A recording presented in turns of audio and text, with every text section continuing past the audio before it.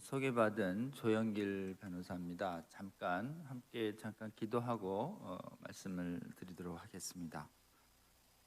하나님, 주님께서 정말 사랑하셔서 오래전에 설립한 이 사월교회 성도님들, 지금 차별금지법이라는 이름 하에 얼마나 하나님을 대적하고 교회를 위협하는 이 악법이 재정 확산되는 이 시대에 하나님 말씀에 기해서 이 악한 법의 실체를 올바로 인식할 수 있는 이런 시간 허락하여 주셔서 감사합니다.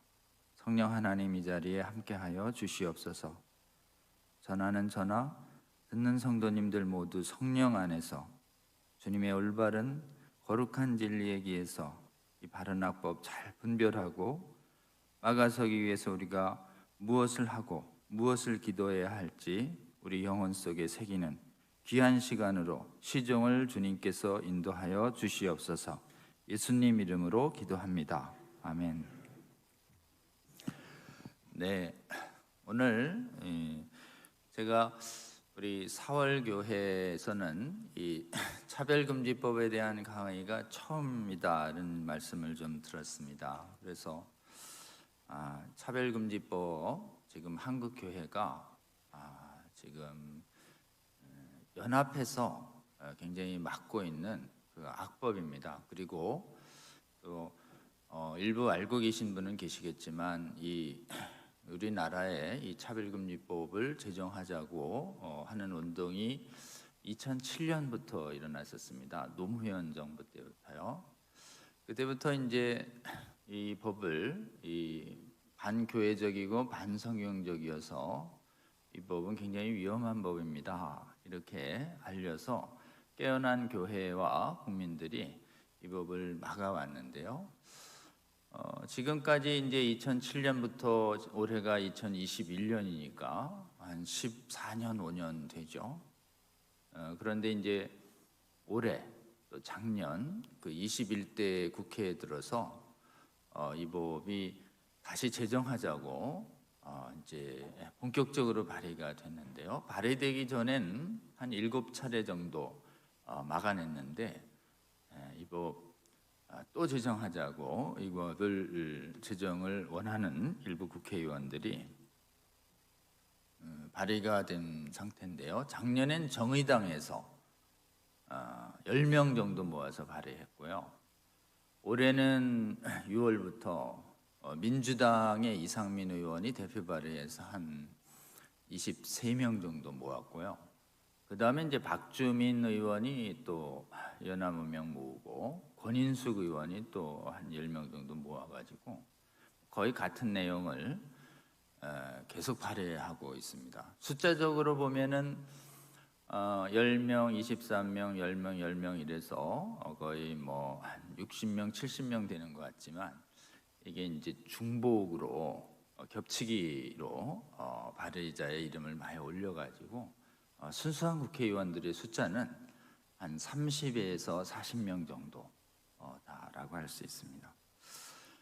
근데 이 법이 주로 발의자가 이제 그 사회주의적인 가치관을 추구하는 정의당이 먼저 시작을 했고, 또 이념적으로 그 부분을 좀 지지하고 있는 민주당의 일부 의원들이 좀 진행을 했습니다. 그래서 지금 국회의원들 숫자가 한 300분인데요. 이제 이 법의 지지를 이름 올린 분들은 한 30여 분 정도 된다, 이렇게 인식하시면 되고, 숫자가 이제 발의가 4차례나 되고 민주당이 3번이나 했으니까 이게 국회의석 한 170석 이상 가지고 있는 여당, 그 민주당의 이게 혹시 당론이 아니냐, 이렇게 이제 오해하시는 분들이 있는데요. 당론처럼 보였으면 좋겠다고 하는 것이 이 발의자의 의도이고, 실제로는 민주당의 현재 당론이 아닙니다. 그리고 이제 이 법을 막아서는 거는 우리 경상도 지역에 있는 그 국민들 교회들도 반대하지만 또 전라도 호남 쪽에 있는 전라남북도 교회들도 한 목소리로 반대를 합니다. 그래서 제가 이제 국회의원들 만날 때 목사님들이랑 같이 동석을 해서 전라도 또 경기도 수도권 여기 이제 민주당 의원들을 수십 명 만나 보면은 당론이 아니다. 그리고 또 이 법에 대해서 모르고 있는 분들이 또 많습니다. 그래서 알려드리면 알겠다. 이렇게 위험한 법은 이제 제정되지 않도록 노력하겠다. 이런 분들이 대부분입니다. 그래서 여러분들이 첫 번째 오해 중에 하나는 이 법이 이제 거의 압도적인 다수 막 이런 의석을 차지하고 있는 이런 여당의 당론이 되지 않도록 여러분 지역을 초월해서 또 정치적으로 현 정부를 지지하든 반대하든 이 법은 제정되지 않도록 해야 합니다. 그래서 이 법이 여야를 초월해서 특히 집권 여당 압도적 다수 의석을 가지고 있는 민주당의 당론이 되지 않을 수 있도록 함께 기도해 주시는 저와 여러분 되시면 좋겠습니다. 이 법 우리가 이제 오늘 짧은 시간에 왜 막아야 하는가, 그리고 또 막지 않으면 어떤 일이 있는가, 이런 것을 위주로 여러분하고 좀 생각을 나눠보고자 합니다.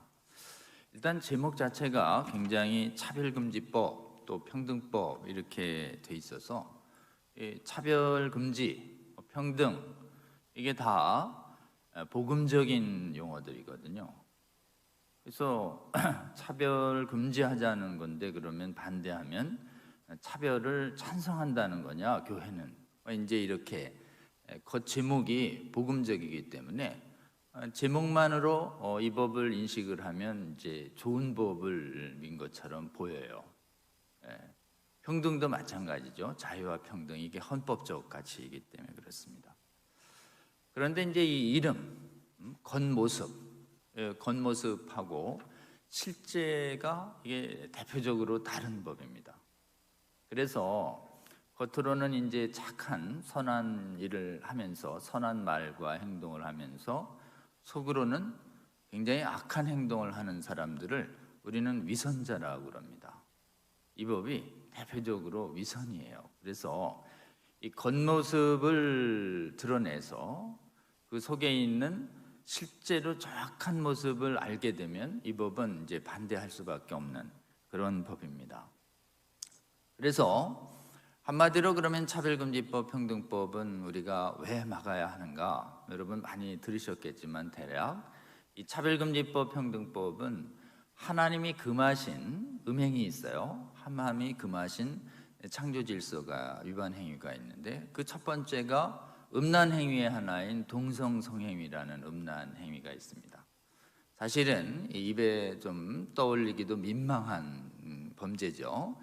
교회는. 그런데 이 동성애를 반대하는 것을 이제 성경은 신구약은 금한단 말이에요. 하지 말라고 얘기하고 죄로 규정하신다고 하죠.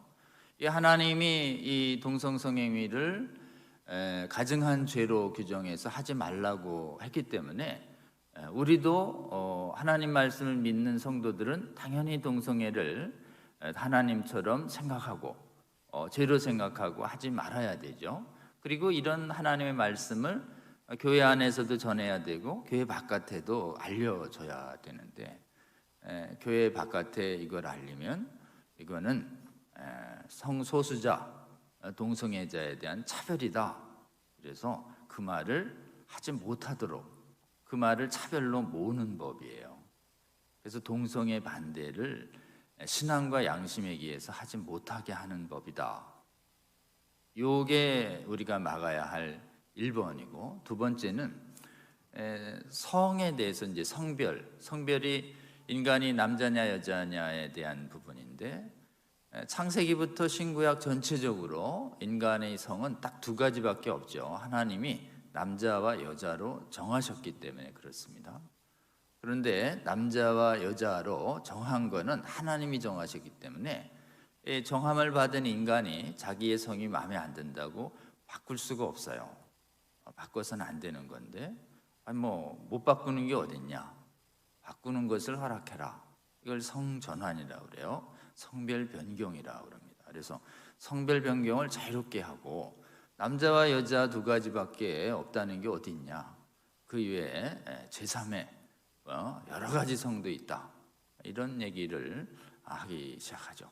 이걸 젠더 이론이라고 하는데, 이 젠더를 성경에 의해서 반대하면 그것도 차별이다. 그래서 그런 성경적 메시지를 전하지 못하도록 하는 법이 이 법의 핵심 내용입니다. 다시 요약해서 얘기하면 동성애와 성별 전환을 우리 신앙과 양심에 의해서 반대하면 차별로 모는 법이다. 이게 정확한 실체예요. 그런데 평등과 차별이라는 법으로 위정해 있고, 또 동성애와 성별 전환이라는 말을 쓰지 않고 다른 차별금지 사유와 한꺼번에 포괄적으로 들어오고 있기 때문에 이름이 이제 포괄적 차별금지법 이렇게 되는 것입니다.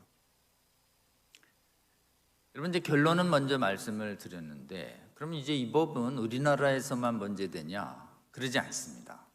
이 법은 해외에서도 제정이 확산되고 있는 시대에 우리가 살고 있어요. 그래서 이 법이 출현한 게 2000년도부터 출현을 합니다. 그 기초되는 법은 1900년대 말부터 시작하지만 2000년대부터 이게 확 본격화돼서 우리에게 지금 우리 사월교회고 또 우리 지역에 이 선교사님을 보낸 나라들이 거의 기독교 선진국들이거든요.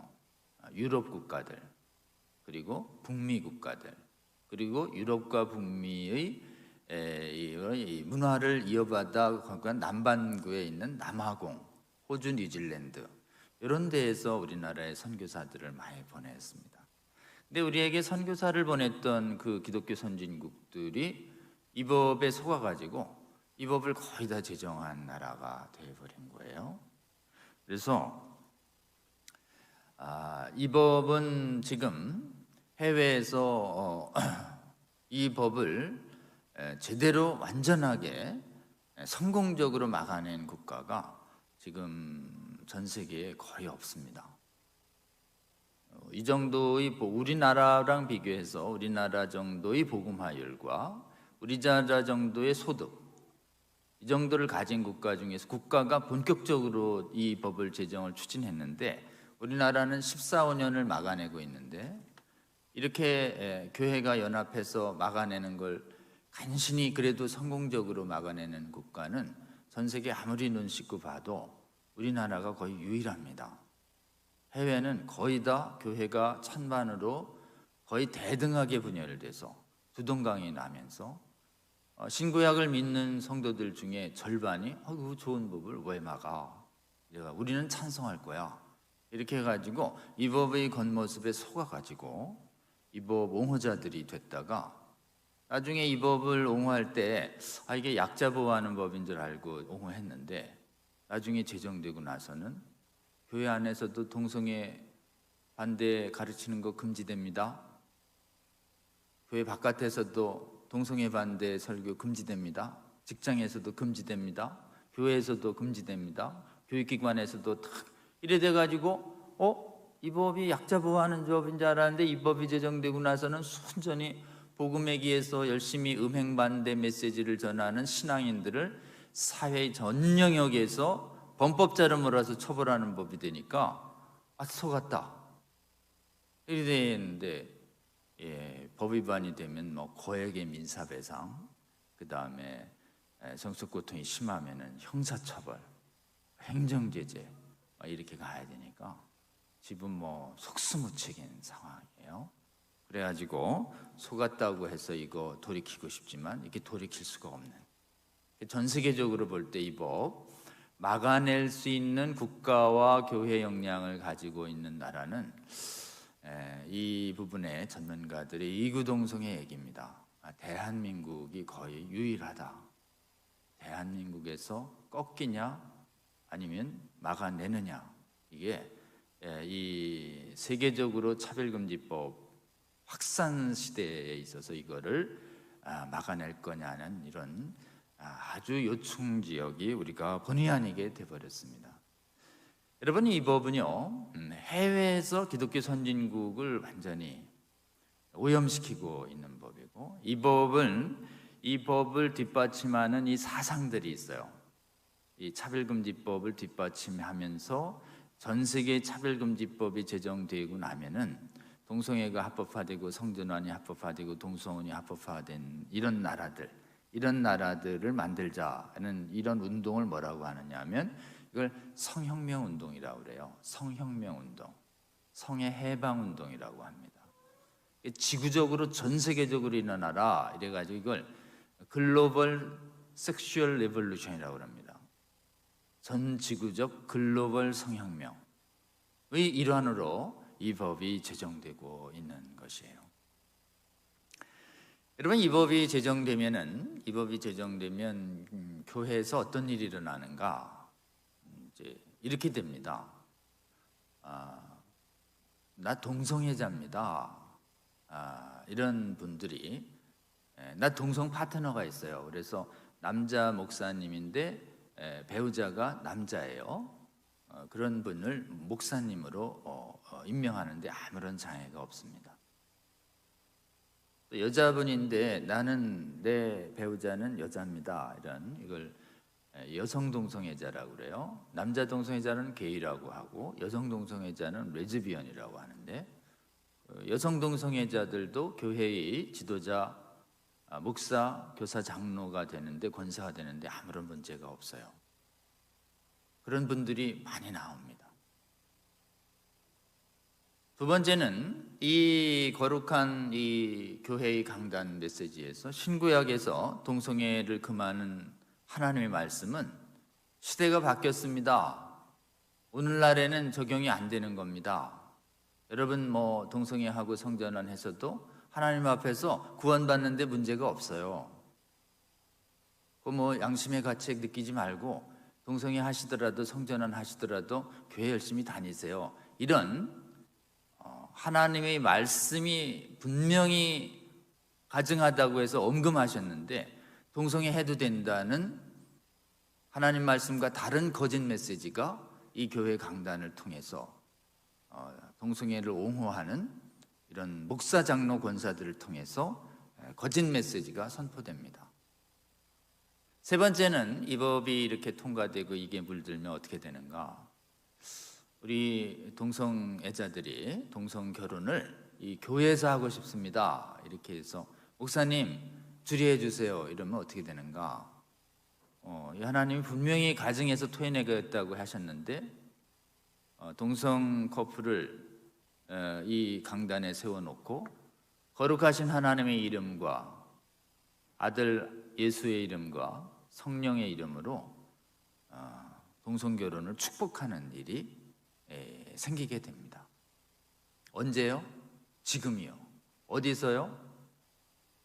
미개한 저개발국이 아니고 우리에게 선교사를 보내줬던 기독교 선진국에서 지금 일어나고 있는 현실인 것이에요. 그럼 이제 교회가 동성애자와 성전환 옹호자들도 받아들이기 시작하니까 교회가 다양한 가치관을 가진 사람들이 들어와서 막 부흥되냐? 어떻습니까? 거룩성을 잃어버린 교회에서 하나님의 은혜가 떠납니다. 교회가 텅텅 비어갑니다. 그래서 텅 빈 교회들이 술집으로 팔려나가고 동성애자 게이바 클럽으로 팔려나가고 교회의 사회적 영향력이 완전히 격감해버립니다. 그래서 이 법은 엄청나게 누구를 향해서 가장 피해를 주냐? 교회를 향해서 피해를 주는 겁니다. 여러분, 그래서 이 동성애 차별금지법은 문제는 그런 교회가 과연 소수 아닌가? 혹시 강사가 해외의 상황을 과장한 거 아니냐? 가보셨냐? 이렇게 좀 물으실 수 있는데요. 제가 2016년, 15년부터 한국에 제기된 동성혼 합법화 소송이 있어요. 유명한 영화 배우가, 영화 감독이 제기한 동성혼 소송을 막는 일을 한국교회에서 좀 요청하셔서 제가 방어 활동을 해서 우리나라 헌법과 민법 가지고 일단 승소했어요. 대한민국에서는 미 연방은 대법원에서 동성혼이 합법화됐지만 우리나라는 헌법에 양성평등돼 있고 민법이 부부가 남녀로 돼 있어가지고 헌법 민법 바꾸기 전에는 안 됩니다라고 주장했더니 대한민국 법원에서는 동성혼이 일단 소송에서는 다 막혔습니다. 막히고 나서 제가 해외를 가봤어요. 해외의 동성혼 문제가 어떻게 심각한지 아주 생각보다 대단히 심각했습니다. 그래서 해외는 좀 어떤 상황이냐? 이 동성애에 대해서 옹호하는 학문들이 발달을 해요. 그래서 일반의 그 학문 영역에서 동성애가 괜찮다는 학문들이 완전히 지배적이 돼갑니다. 대표적인 학문이 뭔가 하늘과 땅을 하나님이 창조하셨다는 것이 성경적 진리인데, 하나님 보이지 않는 하나님을 어떻게 믿어? 태초에 존재했던 건 보이는 물질이야. 태초에 존재했던 건 자존했던 보이지 않는 하나님이 아니라 보이는 유형의 물질이 태초에 있었던 거야. 이걸 유물론이라고 합니다. 태초에 물질이 있었다. 영원의 시간 속에서 하나님이 계획대로 우리를 만든 것이 아니라 물질을 장구한 시간 속에 우연하게 두면 다 이렇게 돌연변이들과 변화를 일으켜서 이렇게 우주 만물이 된다. 이걸 진화론이라고 그래요. 창조론이 아니라 유물론과 진화론적 사고가 해외의 지성계를 덮습니다. 그러니 물질의 운동에 의해서 인간이 만들어졌고 인간의 뇌수물질에 의해서 종교와 사상이 만들어졌고 윤리가 만들어졌기 때문에 물질이 변하니 윤리와 사상도 다 변하는 거야.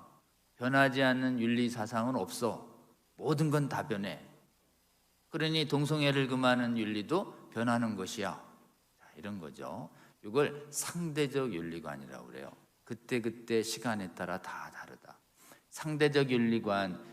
우리 하나님의 말씀은 풀과 꽃은 시들고 마르지만 우리 하나님의 말씀은 영원히 있습니다라는 것이 베드로전서의 말씀이고 이사야서의 말씀이고, 내 말씀은 세상 끝날까지 한 점 한 획도 무너지지 않을 것이라는 게 우리 예수님의 말씀이신데, 하나님 말씀은 영원히 존재하는데 영원히 존재하는 게 어딨냐? 그때 바꾸는 것이지. 이게 상대적 윤리관인 포스트모더니즘이 지배를 해버려요. 그러니 기독교 음행을 금하고 성전환을 금하는 이 성경 말씀이 그대로 적용되는 것이 아니다라는 사고가 퍼지기 시작합니다. 게다가 의학적으로 볼 때 동성애 유전자가 있어요 이라는 생물학적인 거짓 논문들이 발생해가지고 본격적으로 반박되기 전에 유전자가 있대. 유전자가 있는 사람이 동성애 하는 걸 어떻게 비난한단 말이야. 이래가지고 이 거짓 유전자가 풍미할 때 교회의 지도자들이 다 입장을 바꿉니다. 유전자가 없는 줄 알았겠지. 없는 사람한테만 적용되는 거 아니야? 이래가지고 서구의 교회들이 거짓 유전자론에 속아가지고 이 유전자론이 15년 동안 반박 안 돼서 나중에 제대로 반박해 보니까 거짓 유전자가 있다는 해머의 사이언스지 논문이 거짓인 거예요. 그래서 해머가 죄송합니다. 12~13년 뒤에 제 논문 잘못됐습니다. 이 얘기는 어디 구석에 있고 유전자가 있다는 논문은 사이언스지 시대에 유명한지의 표지 모델로 있고, 그러니까 지금도 유전자가 있다는 제대로 된, 지금은 막 게놈 프로젝트로다가요 유전자를 다 샅샅이 조사해요. 40~50만을 조사했는데 유전자 없어요. 유전자가 있다는 논문에 한 차례 속고, 그 다음에 호르몬 요법이라는 게 있어요. 남성 호르몬, 여성 호르몬이라는 게 있습니다. 그래서 남자가 여성 호르몬을 계속 받으면 남자도 가슴이 나오고 목소리가 가늘어지고, 여성분도 남성 호르몬을 계속 많이 받으면 모공이 열려서 수염이 생기고 가슴이 낮아져서 겉모습은 좀 호르몬처럼 바뀌어요. 근데 호르몬을 즉시 중단하면 원래 본래성으로 확 돌아가거든요. 그리고 막 이제 예과 수술이 발달해서 나 바꾸고 싶어요 이러면 막 남자의 경우는 자르고 반대되는 성을 만들어주고, 여성의 경우는 반대되는 성을 만들어서 붙여주는 수술, 이 성기 성형술이 발달합니다. 성전환 수술이라고 그래요. 바뀌지 않았냐? 호르몬 요법 막 하고 옷 바꾸고 화장하고 막 이런. 그러니까 호적도 바꿔주자 이래가지고 호적도 바꿔주는 제도가 생겨요. 그래서 지금은 막 성을 바꿀 수 있는 것처럼 의학과 그 다음에 법률 제도가 바뀌어져 있는 거죠. 그런데 여러분, 성은요, 인간의 세포 하나하나에 다 성염색체가 들어가 있는데, 인간이 구성하고 있는 세포의 수가 수십조랍니다. 수십조. 머리카락 하나에도 세포가 들어가 있어요.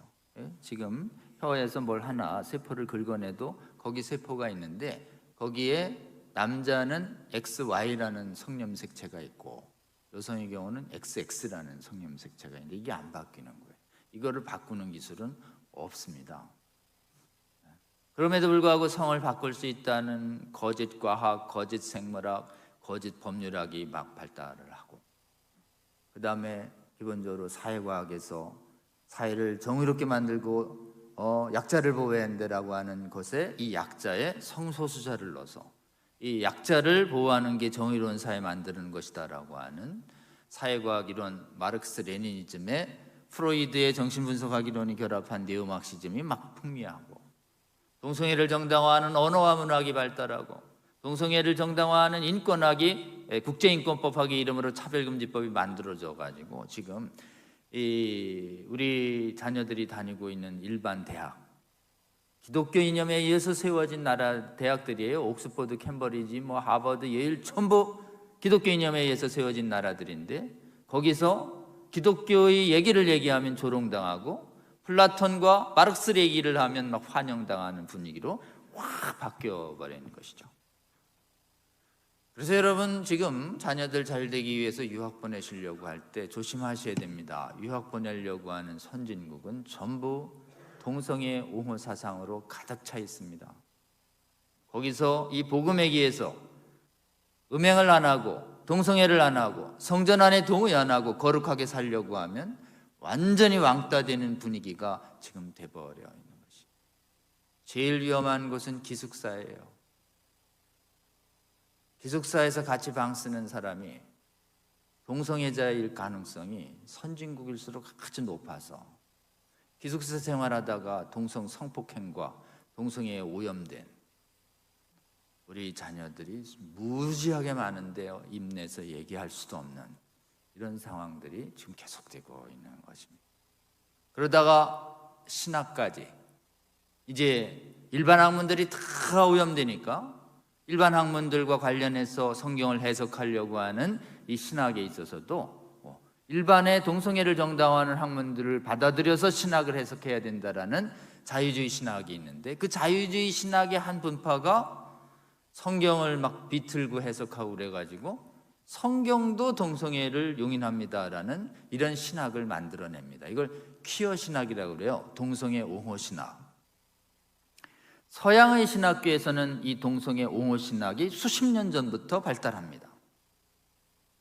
그래서 안타깝게도 이 동성애 옹호 신학을 배운 교회의 지도자들이 점점점 자라나서 개신교의 교단의 권력까지 장악을 해버렸어요. 그래서요, 지금 아까 얘기한 동성애자 목사들이 임명되고 동성애가 죄가 아니라는 거짓 메시지가 선포되고 거룩한 교회에서 동성결혼을 주례해주는 일이 벌어지고 있는 일은, 그건 뭐냐면 주요 개신교의 교단의 권력이 이 퀴어 신학을 옹호하고 지지하는 사람들이 잡아버렸기 때문에 그렇습니다. 어디 가요? 우리에게 선교사 많이 보내준 영국의 개신교의 가장 큰 데는 성공회예요. 성공회 캔터베리 대주교부터 시작해서 주요 교단 권력을 동성애 옹호자들이 잡았습니다. 그러니까 복음에 기해서 반대하는 동성애 성공회 목사들은 쫓겨나서 별도의 교단을 만들고 있는 것이. 종교개혁 500주년이죠. 지금 유럽 대륙의 종교도 개혁을 주도했던 루터교, 동성애에 대해 어떻게 생각하냐? 개신교처럼 성공회처럼 동성애 옹호하는 입장을 취해버립니다. 영국과 미국의 루터교가. 그러니까 제3세계 루터교는 우리는 못 따르겠다. 돈 많은 너희들은 그렇게 타락해가도 우리는 안 한다. 그래가지고 성공회와 루터교는, 미국과 선진국의 성공회와 루터교는 동성애 옹호, 그 다음에 소득이 낮았지만 복음 앞에서 정결하고 순수한 저개발국의 성공회와 루터교는 반대, 지역적으로 두동강이 나고 있는 것입니다. 개신교인 감리교도 두동강 났어요. 장로교는 어떤가? 한국에 지금 우리 장로교죠. 합동교단이죠. 장로교 영향을 준 가장 큰 교회가 미국인데요. 미국의 최대 장로교단이 PCUSA 교단이라는 데가 있어요. 프린스턴 신학. 거기가 얼마 전에 동성애자 목사를 임명하지 않은 교단 헌법을 만들어내더니 몇 년 전에 동성 결혼을 합법화하는 교단 헌법을 통과시켰습니다. 미국의 장로교가. 미국은 사실 최대 교단이 침례교단이에요. 침례교단은 아직 그러지 않지만 한국에 영향을 준 장로교단이 그렇게 돼버렸어요. 그러니까 미국에 있는 한인교회들이 난리가 난 것이에요. 이렇게 반복음적인 교단이 있을 것이냐? 거기는 다 건물들과 재산이 교단 거거든요. 나가려면 빈손으로 나가야 돼요. 우리는 다 개교회 거지만 돈을 잃어도 나가자는 사람들이 있고, 다 나가면 누가 고치냐? 남아서 고치자는 쪽으로 남아가지고 지금 대부분의 보수적이고 복음적인 개신교단들이 이 문제만 나오면 막 들끓는 이런 시대가 돼버렸습니다. 진짠가요? 전화 한 통으로 유럽과 해외 한인교회에서 동성애와 성전환과 차별금지법 어떻습니까? 그러면 지금 제가 얘기한 그 얘기를 그대로 들으실 겁니다. 근데 하나님의 은혜로 대한민국은 95%의 교단이 복음적이에요. 지금 신학은 복음주의와 자유주의로 나눠지고 자유주의 안에서 퀴어 신학이 나왔어요. 그런데 대한민국의 주요 교회들은 95% 이상이 복음주의 교단이에요. 그래서 전 세계 교회는 두동강 났는데 대한민국의 교회는 95%의 교회가 복음 위에 굳게 서서 동성애를 옹호하고 차별금지법, 성전환을 반대를 금지하는 이 평등법 차별금지법은 분열되지 아니하고 연합해서 지역적으로 전라도교회, 경상도교회 초월해서 차별금지법과 평등법을 막아서고 있는 거룩한 연합운동이 가장 강렬하게 일어나고 있는 것이 이게 대한민국입니다. 하나님의 은혜가 아닐 수 없습니다. 여러분 기도해 주십시오. 지금처럼 대한민국의 교회는 평등법 차별금지법에 속아서 퀴어 신학에 속아서 이 악한 법 통과시키고 고생하는 그런 나라 본받지 않고 지금처럼 복음주의적 규단들이 성경과 복음 위에 굳게 서서 거룩성을 유지해서 지역과 정파를 초월해서 거룩한 하나됨을 유지해서 이 차별금지법을 반드시 막아내는 최초의 국가교회 돼서 다른 세계의 나라의 수많은 나라들도 도울 수 있는 제사장 나라의 사명까지 다할 수 있는 교회 될 수 있도록 여러분 대한민국 교단의 주요 교단들이 이 동성애와 평등법 차별금지법의 이 반성경성을 분명히 인식하고 거룩한 연합을 유지될 수 있도록 시간 날 때마다 기도해 주시는 저와 여러분 되시기를 주님의 이름으로 축원합니다. 자, 이제 이 법 심각한데요. 자, 이 법이 그러면 시행되면 가장 큰 폐해는 누가 입는가? 교회가 두동강이 나고 그 다음에 우리 미래 세대들이 아주 위험하게 됩니다. 이 법은 한마디로 동성애와 성전환을 신앙이기에서 반대하는 걸 차별로 모는 내용이 들어가 있어요. 그 내용 전체가 일반인의 경우에는 법률가들이 아주 동성애 옹호 법률가들이 지능적으로 만들어놨기 때문에 법률만 보면 어디가 어떻게 나쁜지 잘 몰라요. 제가 지금 설명해 주는 그 내용으로 잘 보고 봐야 그 내용을 알 수 있습니다. 그래서 다 알 필요는 없고요. 차별금지법 평등법의 가장 핵심적 독소 조항은 차별금지 사유가 23개 중에 동성애와 성전환을 의미하는 조항을 한 3개 있어요. 이 3개가 동성애와 성전환을 의미하는 조항입니다. 그 다음에 반대를 금지하는 법이에요. 그 반대를 못하게 하는 조항이 어떻게 되어 있는가? 또 반대하면 얼마나 무시무시한 제재가 되어 있는가요? 3가지로 되어 있습니다. 어렵지 않아요. 그런데 이 법은 다 나쁜 게 아니라 좋은 법 안에 섞여 들어와 있는 것이에요. 알곡 속의 가라지가 이렇게 섞여 들어옵니다. 진리를 말하면서 거짓을 조금씩 섞어요. 이걸 혼합주의 거짓말이라고 그래요. 역사적으로 볼 때 성도들과 교회를 괴롭힌 거짓말들은 새빨간 거짓말이 아닙니다. 성경적 진리를 가져오다가 중간과 끝에 살짝 비성경적인 걸 섞어요. 요거의 대표적인 걸 이단이라고 그러는 거죠. 이단. 이는 다르다는 뜻이고 단은 끝이라는 뜻입니다. 이단은 끝만 달라요. 처음하고 중간은 정통하고 거의 같다는 것이에요. 그러니까 이걸 이 마귀가 아주 잘 쓰는 거짓말인데 이것을 진리하고 거짓을 섞어놔요. 이걸 혼합주의라고 그래요. 한번 따라해 볼까요? 혼합주의.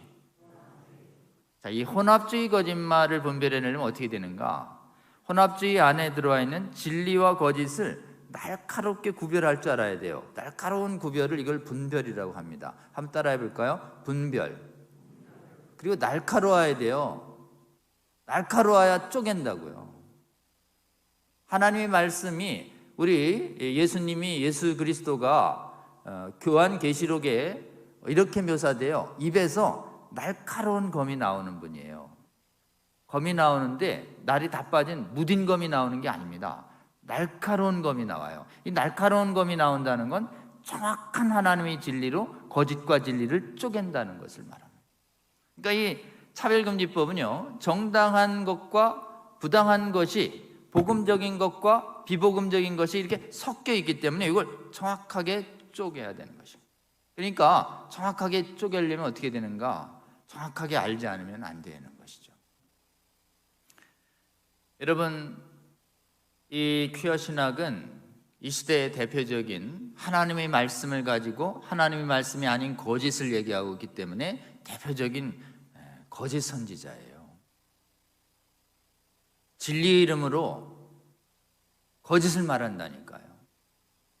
선을 행한다고 하면서 선한 법인 줄 하면서 악을 말한다니까요. 위선적이라니까요. 위선적인 거짓 선지자 바리새인들 하나님이 신구약을 통해서 굉장히 미워하십니다. 화 있을진저 거짓 선지자요.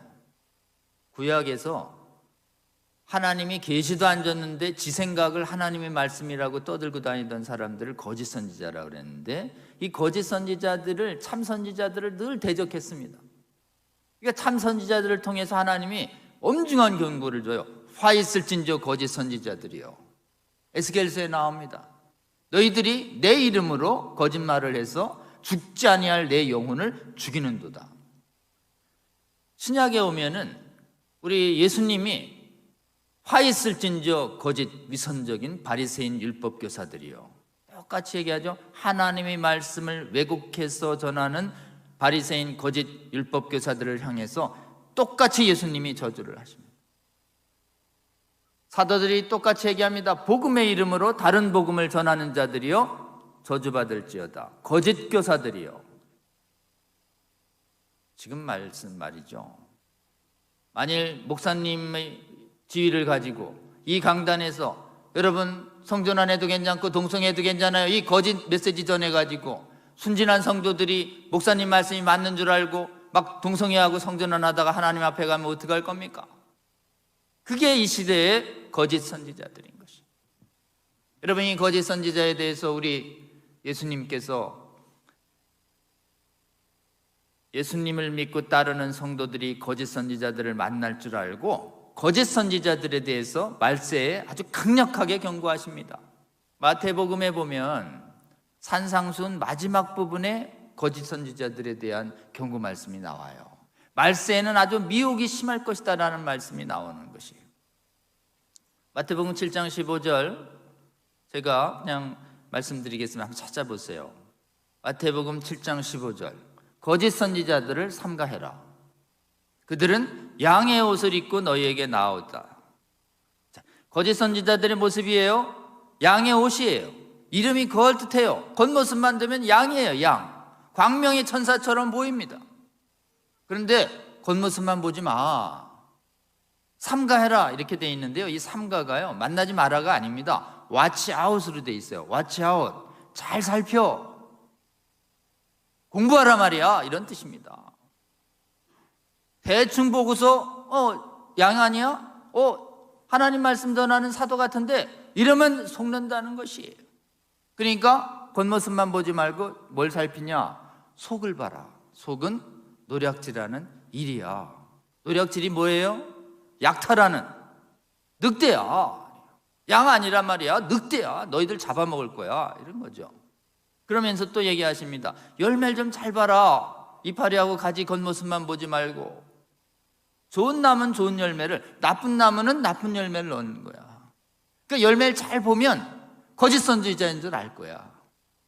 열매를 보려면 어떻게 해야 돼요? 순간을 보는 게 아니라 시간 속에서 맺어가는 열매들, 결과들을 시간을 두고 살펴라, 이런 뜻입니다. 겉 보지 말고 속 봐라. 시간을 두고 현재만 보지 말고 중간과 미래를, 처음과 중간, 결과까지 다 봐라, 이런 뜻이에요. 그러니까 하나님의 말씀은 뭐예요? 결국은 속지 마라, 이런 뜻입니다. 여러분, 이 속음이라는 거는, 속는 거 뭘 보고 속나요? 미혹되지 마라. 구약의 신약에도 똑같이 말씀을 주십니다.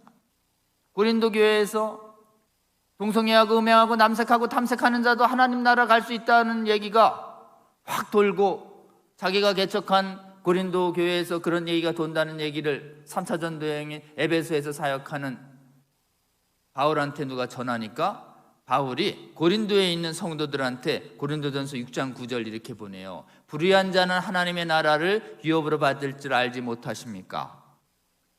음행하는 자나 남색하는 자나 탐색하는 자는 하나님 나라에 못 들어갑니다. 딱 얘기하면서 뭐라고 얘기하나요? 사도 바울은 미혹을 받지 말라, 이렇게 얘기합니다. 한번 따라해 볼까요? 미혹받지 말라. 지금 하나님 말씀으로 거짓말을 전하는 사람들, 그때 이런 거예요. 아니 뭐 하나님 나라는 믿음으로 가는 거 아니야?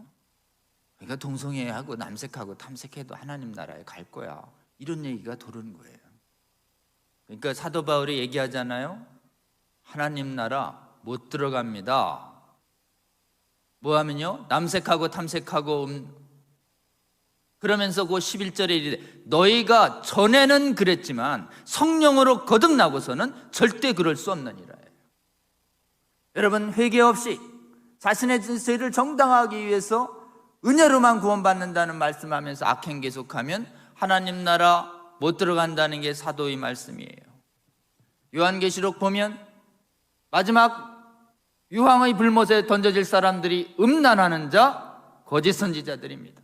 여러분, 우리가 차별금지법에 미혹당해서, 동성애와 성전환 전환에 미혹당해서 우리가 하나님의 말씀을 전해서 동성애도 금하고 성전환도 금해야 되는데 이제 시대가 변했어요, 괜찮아요 라고 하는 말씀을 그대로 전하는 순간 우리도 하나님 나라 유업으로 받지 못하는 거짓 선지자 되는 것입니다. 그러니까 여러분, 미혹받지 않으려면 어떻게 돼요? 미혹은 오직 거짓에 의해서만 됩니다. 거짓은 뭐냐? 거짓은 진리와 진실이 아닌 게 거짓이에요. 여러분, 거짓은 진리와 진실이 아닌 게 거짓이에요. 정의가. 그러니까 진리와 진실을 내가 알고 있어야 진리와 진실과 다르네, 진리와 진실이 아니네, 이래서 거짓을 분별할 수 있는 거예요. 내가 진리와 진실을 모르고 일단 들어보자, 야 감동되는데, 납득이 돼, 내가 원하는 바로 그 얘기를 하고 있으니까 은혜 받고 진리 같아, 이렇게 얘기하는 순간 속기 딱 좋은 것입니다. 여러분, 우리가 속지 않으려면 먼저 진리와 진실 위에 굳게 서야 하고, 그럼 무슨 진리와 진실 위에 굳게 서야 되는가? 하나님의 진리와 하나님의 진실 위에 굳게 서야 미혹당하지 않는 저와 여러분이 될 수 있다고 저는 굳게 믿습니다.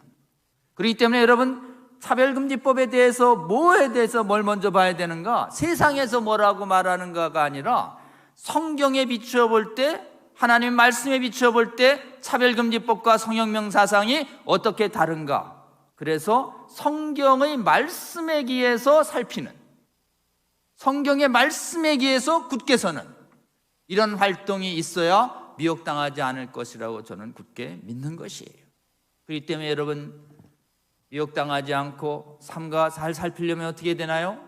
시간을 내서 이렇게 차별금지법과 성혁명 사상이 복음의 진리 얘기에서 어떻게 틀리고 다른 것인가를 오늘 4월교회 우리 성도님들처럼 학습하고 배우고 깨닫고 비추는 작업이 전 세계적으로 일어나야 미혹당하지 않을 수 있다고 굳게 믿습니다. 여러분, 그래서 두 번째 기도해 주실 게 있어요. 평등법, 차별금지법, 우리 100년 이상의 전통을 자랑하는 사월교회에서 처음인 것처럼 전국의 6만 교회 1000만 성도들 중에 평등법, 차별금지법을 복음에 기해서 정확하게 살피고 삼가 살펴서 분별하는 이 기회를 갖지 못한 성도들이 우리나라에 아직도 많이 있습니다. 여러분, 제 강의를 시작으로 해서 저보다 이제 다양한 관점의 이 차별금지법과 성혁명 사상의 위험을 경고하는 전문 강사들 하나님이 이 나라에 많이 세워주셨는데요, 계속 초빙해서 정확하게 알아서 미혹당하지 않는 우리 사월교회 성도님들 될 수 있도록 굳게 서기를 주님의 이름으로 권면드리고, 아직 깨어나지 않은 수많은 한국교회의 개교회 또는 노회 차원에서도 이런 복음적인 강의들이 많이 열릴 수 있도록, 그래서 미혹당하지 않는 대한민국 교회 될 수 있도록 하는 것이 이 차별금지법과 평등법을 막아내는 유일한 길입니다. 이런 성경 진리 얘기에서 차별금지법의 실체를 바로하는 운동이 한국교회 전체에서 일어나고 세계교회 전체에 확산돼서 세계교회와 한국교회가 미혹당하지 않는 교회 될 수 있도록 여러분 기회 있을 때마다 두 번째로 기도해 주시는 저와 여러분 되시면 좋겠습니다. 그 다음에 이제 지금 그럼 진리를 먼저 말씀드릴게요. 진리를 분명히 알아야 되니까요. 평등법과 차별금지법은 겉모습은 차별금지하고 평등 이걸 위하는 법인 것처럼 되어 있지만 실제는 동성애와 성전환을 반대를 금지하는 법으로 되어 있는데요, 거기에 동성애와 성전환을 말하는 차별금지 사유 23개 중에 혼합주의라고 그랬죠. 나머지는 비교적 괜찮습니다. 3개가 문제고 3개가 문제되면 종교 사상이 변질돼요. 3개가 뭐냐면 동성애를 의미하는 조항은 성적 지향으로 되어 있어요. Sexual Orientation, 성적 지향. 좀 어렵죠? 영어로는 Sexual Orientation이에요. 뭐 취향 아니야? 흔히 얘기하는 개인의 취향, 줄여서 어감이 좀 그렇지만 개취 아니야? 개취? 이런 식입니다. 여러분, 이거 그 안에 동성애, 이성애, 양성애가 들어있다고 정의당 안에 들어있어요. 여기 동성애가 어디 있어? 그러면 정의당 안에 풀어놨어요. 성전환은 어디 있는가? 성전환은 이렇게 되어 있습니다. 성별 정체성이라고 하는 말에 성별 정체성에 성에 대한 자기 인식 이렇게 되어 있어요. 성에 대한 자기 인식. 자기 인식은 뭐예요? 내가 나를 남자로 인식하냐 여자로 인식하냐. 객관적인 몸 상태가 중요한 게 아니라는 거예요. 내가 내 마음대로 결정한다. 이게 성에 대한 자기 인식이 내가 성을 바꾸기로 인식하고 선택한다. 자기 인식이 성의 변경을 의미하는 겁니다. 어디 있는가? 정의당 안에 풀어놨고, 그 정의당 안은 세계적인 차별금지법 요기야카르타 원칙에 들어가 있어요. 그래가지고 그거를 분류할 수 없는 성이라고 얘기하는 것입니다. 분류할 수 없는 성에 근거로 많은 사람들이 혹시 유전자의 기형이 발생해서요, XXXY가 아니라 XXX라든지 XXY라든지 이렇게 기형 유전자가 장애가 있을 수 있어요. 어린아이들도 장애가 있으면 우리가 손가락이 5개인데 하나 없거나 하나 더 있을 수 있거든요. 머리가 2개로 나오기도 하고, 이걸 기형이라고 그래요. 자, 이건 기형은 장애입니다. 기형은 유전이 안 돼요. 그럼 남자와 여자의 성에서 염색체 장애가 있을 때 남자 성기인지 여자 성기인지 불분명한 상태로 나오는 경우가 있어요. 이걸 간성이라고 그래요. 간성은 질병이지 정상이 아니에요. 질병을 정상이라고 얘기하는 주장이 교묘한 주장인 겁니다. 유전이 안 됩니다. 간성. 자, 이제 이런 주장들이 성전환과 동성애를 말하는 조항이에요. 자, 이제 반대 못하는 건 어디로 되어 있느냐? 분리구별, 배제, 불리한 대우 뭐 이런 형태로 되어 있어요. 분리구별, 배제, 불리한 대우. 여기에다가 실제로는 괴롭힘 조항까지 들어가서 원래 성경적 차별 금지는 사람을 금지하는 겁니다. 사람 차별 금지. 그러니까 야고보서라든지 로마서라든지 골로새서 보면 믿음으로 구원받는 데 있어서 로마인이나 이방인이나 차별이 없느니라, 형제를 차별하지 말라는 얘기가 나와요. 그러니까 이 말은 죄인을 정죄하지 말라는 말과 똑같습니다. 그래서 차별 금지는 원래 복음적이에요. 근데 이들이 말하는 차별 금지는 이런 사람 차별 금지를 말하는 게 아니에요. 인간의 행위가 하나님 말씀에 의해서 옳고 그른지 구별하고 분리하는 걸, 이걸 뭐라고 하느냐, 이걸 분별이라고 그래요. 한번 따라해 볼까요? 분별. 그래서 차별금지법을 반대하는 게 동성애자와 성전환 자를 마음대로 모욕하고 인간적으로 정죄해도 된다는 게 전혀 아닙니다. 그거는 하나님도 금하신 거예요. 다 죄인이죠. 뭐가 죄라고는 얘기할 수 있어도 네가 죄인이라고 하는 말은 오직 주님만이 할 수 있습니다. 그러니까 사람에 대한 정죄와 차별은 금지되는 것이에요. 그러나 동성애가 거룩한지 거룩하지 않은지, 죄인지 아닌지 이렇게 인간의 행위에 대해서 말하는 걸 뭐라고 얘기하는가? 이걸 분별이라고 합니다. 한번 따라해 볼까요? 분별. 저들은 동성애가 죄입니다. 성별 전환은 하나님이 금하셨습니다라고 우리가 행위를 분별하는 것을 차별로 봅니다. 그러니까 이 법은 뭐예요? 분별금지법이에요. 따라해 보죠. 분별금지법. 그럼 어디에 그렇게 돼 있는가? 무슨 논리로 동성애를 반대하고 성별 전환을 반대하는 걸 차별로 보는가? 정신적 고통 논리로 갑니다. 그래서 괴롭힘 조항에 이게 있어요. 혐오관념과 부정관념을 표시해서 육체적, 정신적으로 고통을 주는 행위를 차별로 보라요. 자, 정신적 고통이 문제인데요. 여러분, 정신적 고통을 주는 거 다 금지해야 된다는 얘기가 어떻습니까? 그럴듯하게 들리잖아요. 그런데요, 정신적 고통 중에는 금지되는 고통이 있고요, 모욕 명예훼손 같이 허용되는 고통이 있어요. 서로 생각이 다른 걸 나누다 보면 정신적으로 고통이 옵니다. 안 그렇습니까? 혹시 제 강의가 너무 길거나 좀 여러분의 생각과 달라서 정신적 고통이 오지 않으세요? 그럼 제가 여러분을 괴롭힌 겁니까? 우리 하나님은요, 정신적으로 우리를 어느 정도 괴롭히십니다. 뭘로 괴롭히냐? 진리로 괴롭히세요.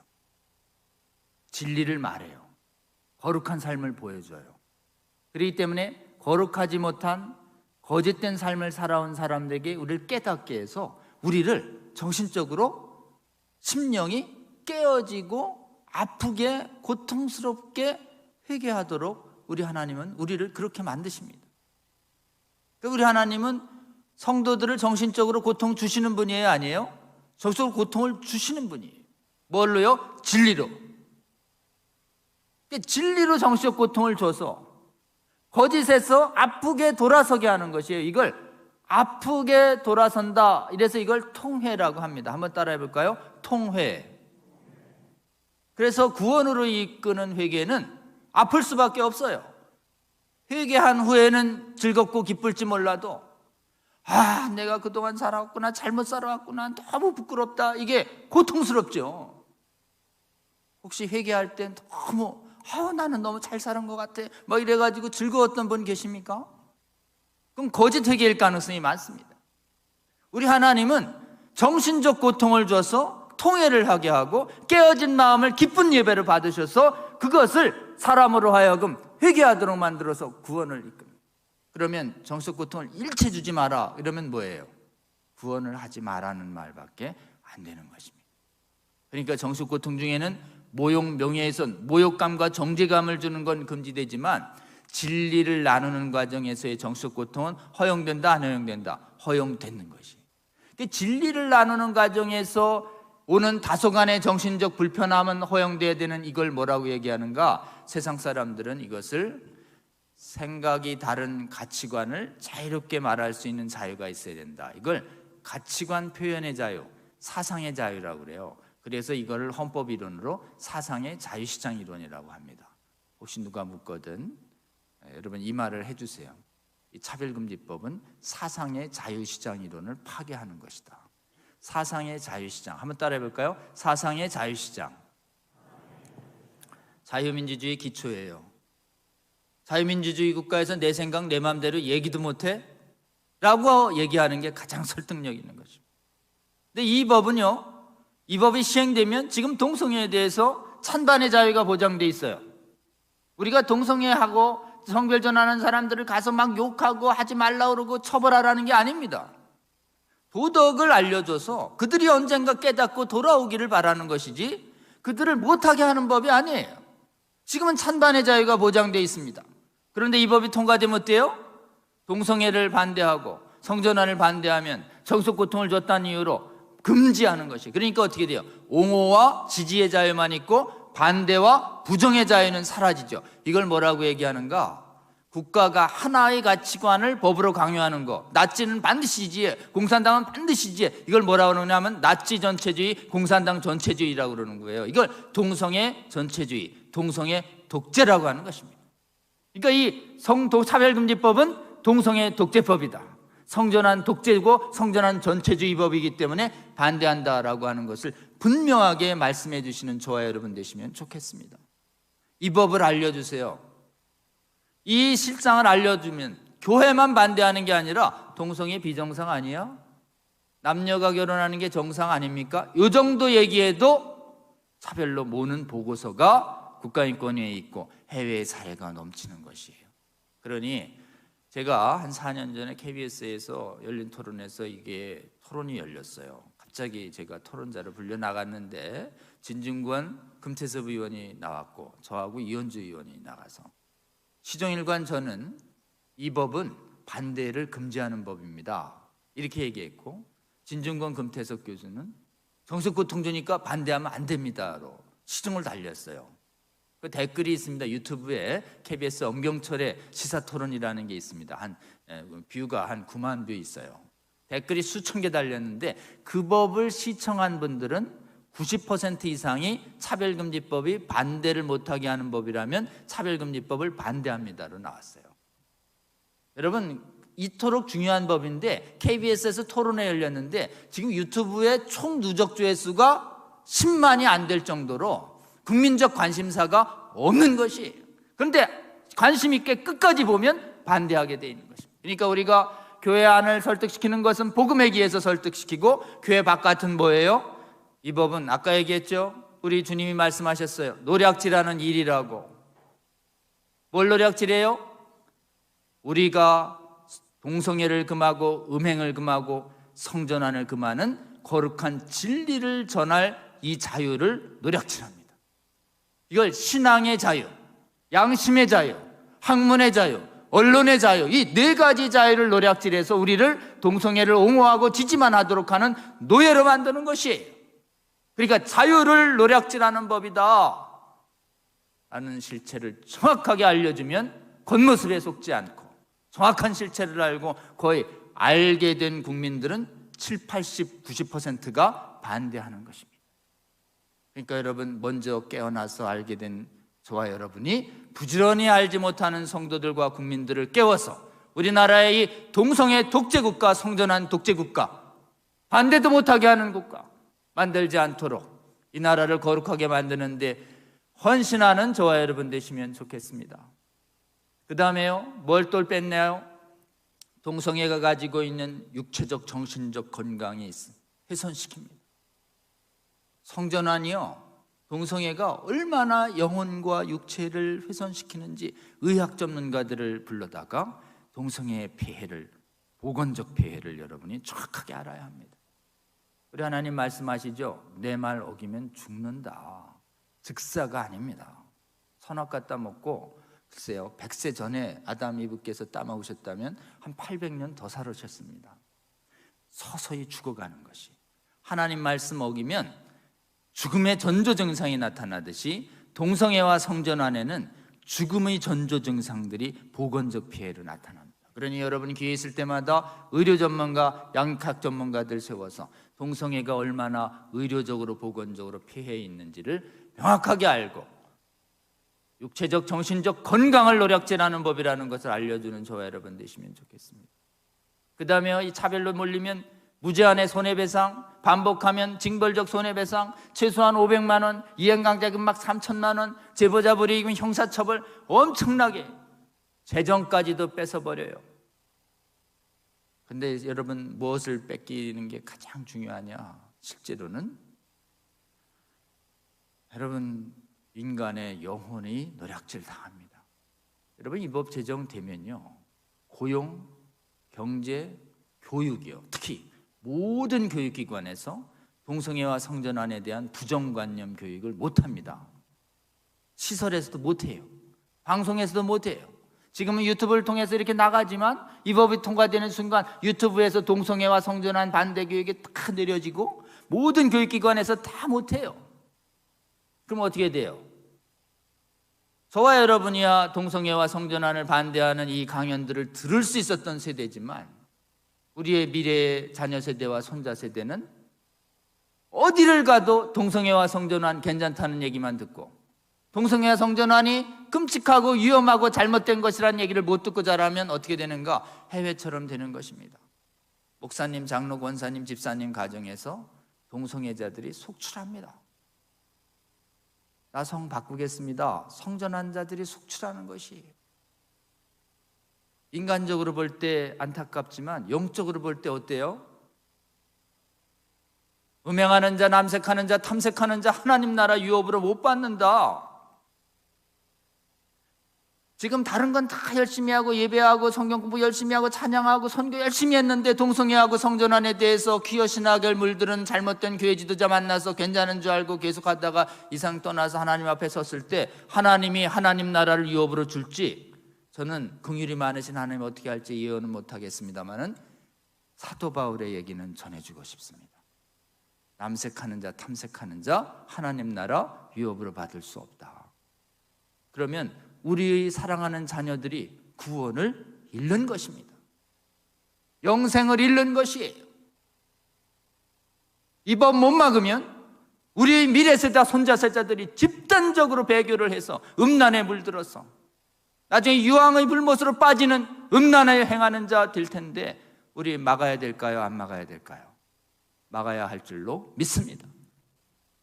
여러분, 이 시대의 다양한 선교도 중요하지만 거짓말로 인해서 영혼이 죽음으로 몰아넣는 이 퀴어신학, 악한 사상으로부터, 동성애 차별금지법과 글로벌 성혁명으로부터 복음의 진리를 가지고 우리 교회의 성도들의 영혼을 지켜내는 일, 그리고 교회 바깥의 사람들에게 죽어가는 영혼을 구해내는 일은 이 시대의 가장 절실한 선교 사역의 하나라고 저는 굳게 믿는 것입니다.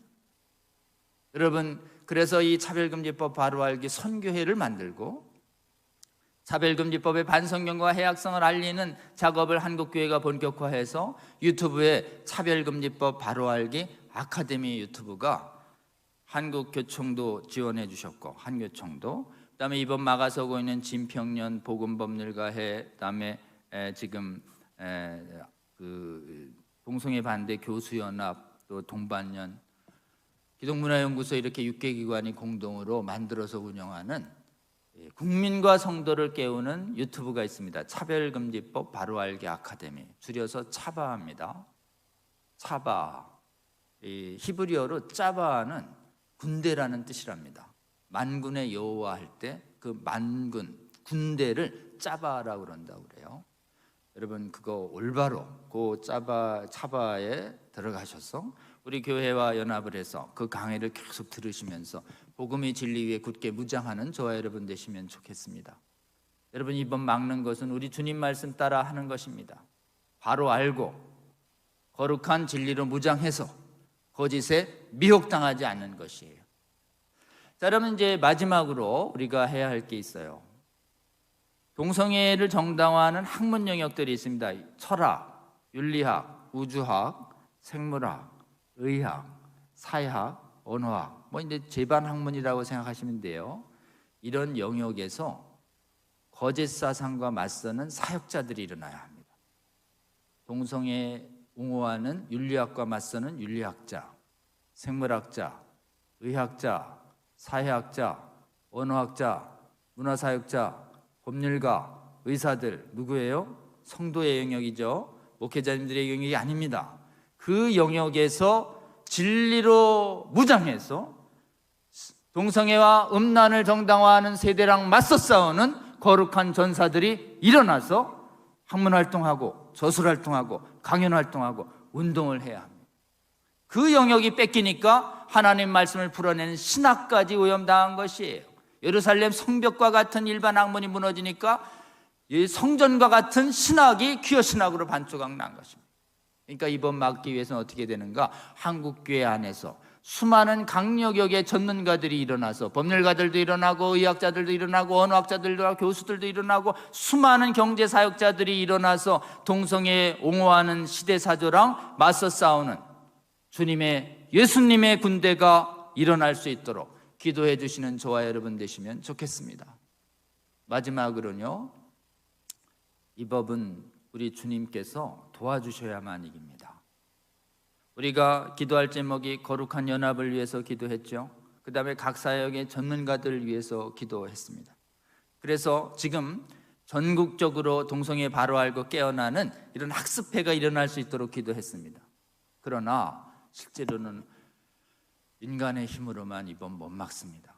하나님께서 은혜 주셔서 대한민국의 교회와 국가를 불쌍히 여기셔서 대한민국을 정말 동성애 독재 차별금지법 막아서는 최초의 국가교회와 대한민국 교회가 될 수 있도록 우리 전능하신 하나님께서 대한민국 교회를 도울 수 있도록 여러분 새벽 기도 때마다 금요 기도 때마다 정말 이 나라 불쌍히 여기시도록, 그래서 우리의 자녀 세대와 미래 세대가 지금 전 세계를 미혹시키고 있는 세계 교회사에서 가장 참담하게 일어나고 있는 이 동성애 옹호 오염 정당화 사상의 미혹에서 깨어나는 최초의 거룩한 교회 될 수 있도록 하나님의 은혜 베푸셔서 이 나라의 자녀들과 손자들은 반드시 살려달라고 하나님 앞에 울부짖는 정말 기도를 그치지 않는 저와 여러분 되시면 좋겠습니다. 그래서 우리가 이 네 가지 기도 제목을 가지고 계속 기도해 나가고 성도들 1,000만 먼저 깨운 다음에 5천만 국민 깨워내고 그런 다음에 깨어난 교회의 목사님들과 지도자들이 담대하게 통치자들인 국회의원들과 그 다음에 법관들과 행정부 수반들에게 나아가서 설득할 때 대한민국은 이 법을 막아낼 수 있습니다. 그러니까 깨어나면 반대하게 됩니다. 대충 알고 모르고 이름만으로 그냥 추정하면은 지지하게 돼 있지만 우리 주님 말씀처럼 겉옷이 아니라 속옷을 보고 시간 속에 들어가는 이 악한 열매들, 해외의 사례들을 정확하게 바로 알기만 하면 미혹당하지 않는 한국교회 성도 되고 그 다음에 대한민국 국민대에서 이 법을 반드시 막아내게 되고 이 법을 우리나라에서는 꼭 성공시켜서 주님 다시 오실 때까지 이 법을 승리해서 다른 나라를 돕는 한국교회 될 수 있도록 기도해 주시는 저와 여러분 되시면 좋겠습니다. 여러분, 마지막의 전쟁은 요한계시록은 말합니다.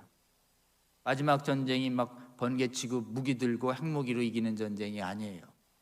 우리 주님 따르는 군대는 백마탄, 우리 예수님 따르는 흰옷 입은 군대가 한편에 있고 저쪽에 짐승의 군대가 있어요.